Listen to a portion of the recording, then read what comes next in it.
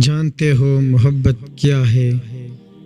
اپنے قیمتی وقت کے کچھ لمحے کسی کو دے دینا، کسی کی سن لینا، کسی کی آنکھ سے آنسو کو چن لینا، کسی کے زخموں پر نرم لہجے میں مرہم رکھ دینا، کسی غریب مجبور کو عزت کا احساس دینا۔ حضرت علی رضی اللہ عنہ سے ایک شخص نے پوچھا کہ یا علی، ہمارے دل میں کسی دوسرے کے لیے اتنی محبت کیوں پیدا ہوتی ہے؟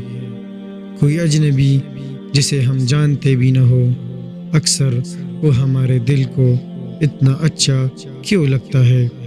امام علی رضی اللہ عنہ نے فرمایا، اللہ تعالیٰ نے دنیا قائم کرنے سے پہلے تمام انسانوں کی روحیں پیدا کی اور تمام روحیں ایک جگہ جمع کی تھی۔